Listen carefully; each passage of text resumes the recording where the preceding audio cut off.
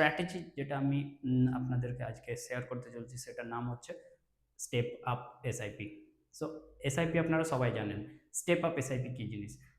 Step up SIP হচ্ছে এরকম একটা জিনিস, সাপোজ ধরুন আপনার 5000 করে প্রতি মাসে একটা এসআইপি চলে এবং সারা 12 মাস আপনার 5000 করে ইনভেস্ট হয়ে যায় আপনার কোনো একটা পার্টিকুলার ফান্ডে।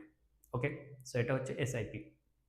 1 বছর কমপ্লিট হওয়ার সাথে সাথেই বা আপনি আলাদা কোনো একটা টাইম সেট করলেন 6 মাস বা অন্য কোনো একটা টাইম সেট করলেন, তারপর থেকে সার্টেন অ্যামাউন্ট বা সার্টেন পার্সেন্টেজ আপনার যদি পোর্টফোলিওতে বেশি পরিমাণে ইনভেস্ট হতে থাকে, অর্থাৎ 5,000 টাকা ইনভেস্ট হচ্ছে প্রতি মাসে, আপনি চাইলেন যে 1 বছর পর থেকে আরও 10% করে প্রতি মাসে ইনভেস্ট হবে, অর্থাৎ 5,000 প্লাস 10%।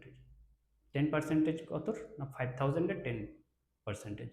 সো অ্যারাউন্ড 5,500 টাকা করে প্রতি মাসে আপনার 1 বছরের পর থেকে প্রতি 12 মাস ইউজ হতে থাকবে।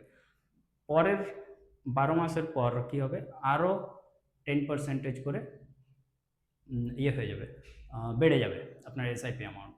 তো সেটা কীভাবে? সেটা হচ্ছে কন্টিনিউয়াস পার্ট, এবং আপনি যদি এই স্ট্র্যাটেজিটাকে ইউজ করেন তাহলে এই স্ট্র্যাটেজিটা আপনার কিভাবে হেল্প করতে পারে না। সবার প্রথমে আমি বলে দিই যে আপনি যদি সারা লাইফ, লেট সাপোজ আপনি 15 বছরের জন্য পার্টিকুলার একটা এসআইপি চালিয়ে যাচ্ছেন এবং 15 বছরে আপনার লক্ষ্য পূরণ হয়ে যাচ্ছে, তো তার আগে বলে দিই যে এসআইপি হচ্ছে পার্টিকুলার কোনো একটা লক্ষ্য সেট করে সেই লক্ষ্য পূরণের জন্য যতদিন না পূরণ হচ্ছে তত বছর আপনার এসআইপিটাকে চালিয়ে যেতে হয়। সো সেই একই জিনিসটাকে আপনি চালিয়ে যাচ্ছেন এবং তার মধ্যে যদি স্টেপ আপ অ্যাড করে দেন তাহলে সেই লক্ষ্য পর্যন্ত পৌঁছাতে আপনার কম টাইম লাগবে, এবং এটা আপনি কখন পসিবল করতে পারবেন, সাপোজ আপনি কোনো একটা অর্গানাইজেশনে জব করছেন, তো আপনার প্রতি বছর কি হয় না স্যালারিতে কিছু পরিমাণ ইনক্রিমেন্ট হয়, আপনার স্যালারি কিছু পরিমাণ বাড়ে, তখন আপনি সেই বাড়তি অ্যামাউন্টটাকে কি করতে পারেন না আগামী আরও লং টার্মে ইনফ্লেশনকে বিট করার জন্য আপনি যদি এখন থেকে আপনার এক্সট্রা স্যালারি যেটা আসছে সেটাকে যদি অপটিমাইজ করে খরচ করেন এবং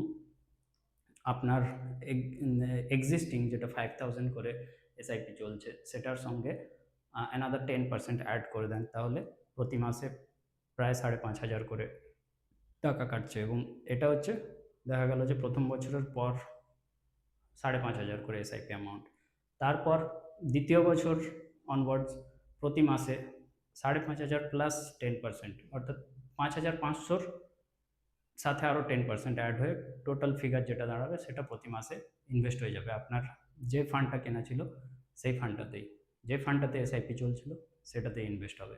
এবং এর ফলে কি হয়, মার্কেটে প্রাইস কখনো আপ থাকে, কখনো ডাউন হয় একটু, কখনো অনেকটা ডাউন হয়, এবং এই প্রসেসটা কন্টিনিউয়াস চলতে থাকে। এটাই হচ্ছে রোলার কোস্টার জার্নি আপনার এসআইপি লাইফে।